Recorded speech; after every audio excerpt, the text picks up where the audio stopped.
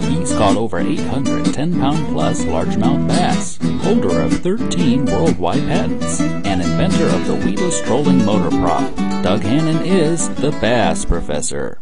As you can imagine, among the most important things are what you tie on your line and how you work it in the water. That's what catches fish. And there's so many variations in lures that we could never go into all of them on this show. But in the coming weeks, I'm going to go over some of the basic lure selections, how to work them, and a few of my tricks on how to modify them. The first thing I want to start out with is the common Topwater Propeller lure, a very popular lure in fishing and one of my favorites. The first thing you'll notice is that we've taken the front prop off this lure. And the reason for that is because often during a strike or even during the cast, the line wraps around that prop and it becomes a cutter or a blade, can actually lose you your fish. And if it happens in the beginning of the cast, it'll ruin the action of the lure and basically waste your cast. Remember, when a lure or a minnow swims, it swims from the tail. So the only prop you need is right back here where the natural tail action of the fish is.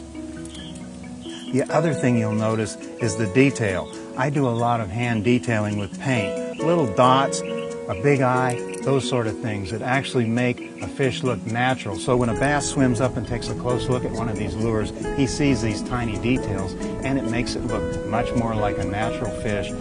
Really, it's very simple and straightforward to work one of these lures, and if you ever watch a real expert fish them, they fish them briskly and fast in order to get the action that really attracts bait fish. So that lure is never just sitting on the water waiting for the rings to disappear when I'm fishing it. We're actually trying to generate a strike all the way back to the boat, and most of the strikes come within the first 10 or 15 feet of the lure, usually within the first 5. That tells you that you're working the lure fast enough and there's no reason to slow down. If you've enjoyed today's edition as much as I have being here for you, then don't forget, click on that button and send this to a friend.